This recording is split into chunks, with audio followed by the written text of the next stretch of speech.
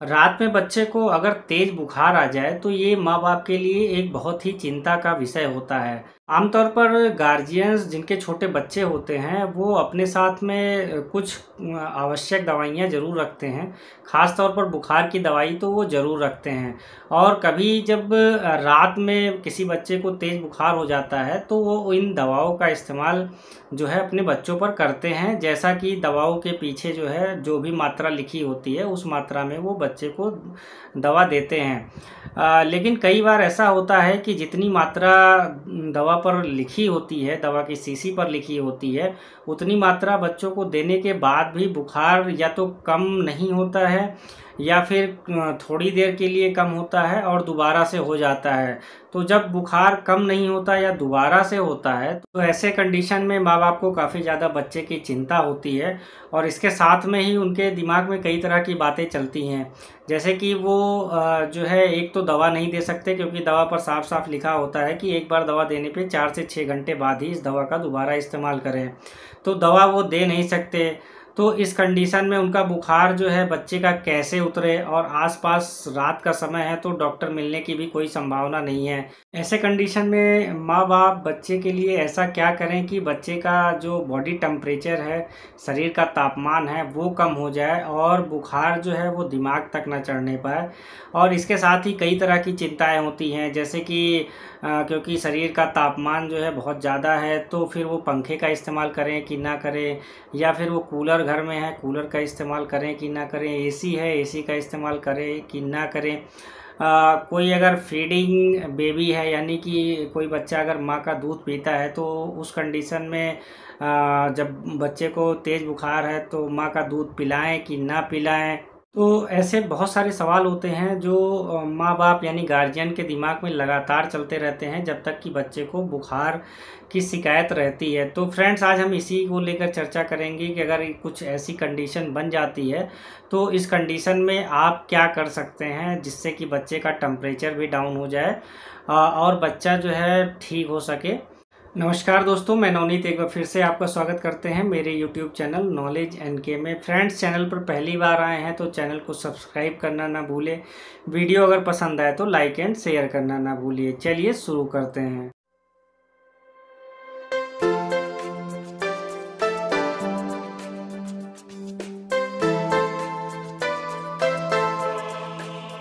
Friends, अगर रात में आपके बच्चे को तेज़ बुखार हो गया है तो सबसे पहले तो आप उसको पैरासीटामॉल की सिरप दीजिए, या फिर बहुत छोटा बच्चा है तो पैरासीटामॉल का ड्रॉप जो है बच्चे को पिलाएं। और पैरासीटामॉल जो है ये सेफेस्ट ड्रग मानी जाती है जब भी बच्चे को कोई तेज़ बुखार होता है। तो अब मात्रा कितनी देंगे तो मैं वेट के अकॉर्डिंग जो है वो डोज डिसाइड होती है। यानी कि अगर 1 किलो का बच्चा है तो उसमें 15 मिलीग्राम जो है वो पैरासीटामॉल दी जाती है। जनरली आप देखेंगे तो हर दवा की जो शीशी होती है या ड्रॉप होता है उसमें पीछे लिखा होता है कि बच्चे का वेट अगर इतना है तो उसको इतनी मात्रा में दवा दी जाती है। तो आप उसको देख लें और उसी के अकॉर्डिंग जो है बच्चे को दवा दें। बच्चे के वेट के अकॉर्डिंग जितना जो है दवा के शीशी पर लिखा था उतना आपने बच्चे को दवा दे दिया। और इसके कुछ देर बाद बच्चे का जो है जो टेम्परेचर था, बॉडी टेम्परेचर, वो डाउन हुआ, लेकिन फिर वो आधे घंटे बाद या 1 घंटे बाद या 2 घंटे बाद फिर से उसको तेज़ बुखार हो गया। और एक चीज़ और साथ में होती है, बच्चों के बहुत ही कॉमन होती है कि बॉडी के टेम्परेचर से ज़्यादा टेम्परेचर जो है उनके सर का होता है। यानी उनकी शरीर जितनी गर्म होती है उससे कहीं ज़्यादा गर्म उनका सर होता है। तो ऐसे में माँ बाप के लिए और चिंता का विषय होता है कि इसका सर इतना ज़्यादा गर्म क्यों है। तो केवल ये इसलिए ऐसा होता है क्योंकि बच्चों में जब बुखार तेज़ होता है तो जो ब्रेन के आसपास के एरिया में ब्लड की सप्लाई काफ़ी ज़्यादा बढ़ जाती है, जिससे जो है सर का टेम्परेचर और बॉडी के टेम्परेचर से ज़्यादा होता है। दवा देने के बाद भी अगर बच्चे का बुखार उतर नहीं रहा है या फिर बच्चे का बुखार जो है वो 4 घंटा से पहले ही फिर से तेज़ हो जा रहा है, तो इस कंडीशन में आप एक चीज़ बहुत ही कॉमन है जो कर सकते हैं, बड़ी आसानी से ये चीज़ें आपको घर में मिल जाएंगी। आपको लेना है नॉर्मल पानी और कोई भी एक कपड़ा लेना है साफ़, नॉर्मल पानी में कपड़े को भिगोइए और उससे जो बच्चे की पूरी शरीर को जो है आप पोंछिए, और तब तक पोंछिए जब तक कि बच्चे का बुखार उतर न जाए। जनरली लोग भीगे हुए कपड़े को बच्चे के सर पर रखते हैं, तो आप सोचिए अगर पूरे बॉडी का टेम्परेचर ज़्यादा है, पूरे शरीर का तापमान ज़्यादा है, तो केवल सर पर जो है जो गीली पट्टी है उसको रखने से क्या होगा। आपको पूरे बॉडी का टेम्परेचर डाउन करना है जिससे कि बच्चे को आराम मिल सके। तो आपको क्या करना है, आपको पूरे बॉडी को गीले कपड़े से जो है पोंछना है जिससे पूरी बॉडी का टेम्परेचर जो है वो डाउन हो जाए। इसको जो है स्पॉन्जिंग भी कहते हैं, स्पंजिंग भी कहते हैं अंग्रेजी शब्द में, जिसका यही मतलब होता है कि आप जो है गीले कपड़े से बच्चे की पूरी शरीर को पोंछते रहिए।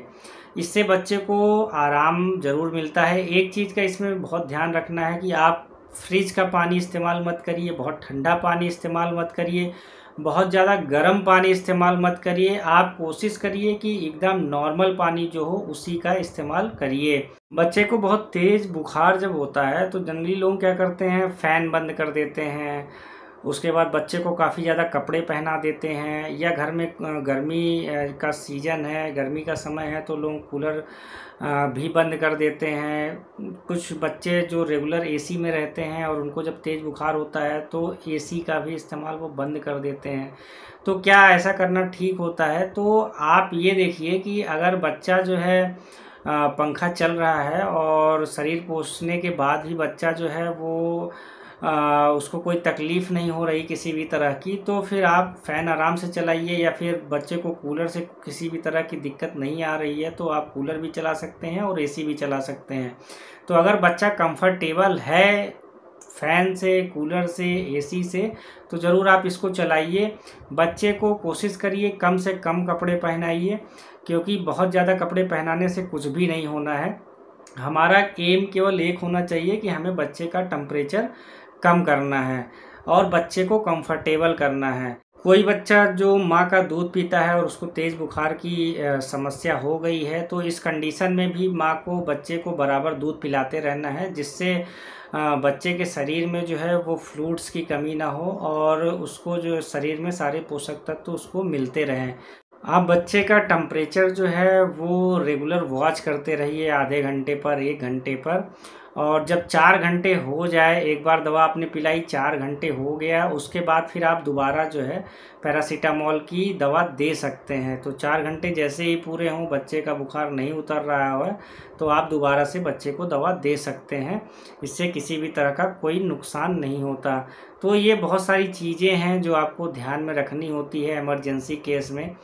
आम बोलचाल की भाषा में जब किसी को तेज़ बुखार होता है और हम थर्मामीटर से उसको चेक करते हैं, तो हम क्या बोल देते हैं, उसको 100 डिग्री बुखार है, पर एक्चुअल में वो डिग्री नहीं होता, वो फ़ारेनहाइट होता है।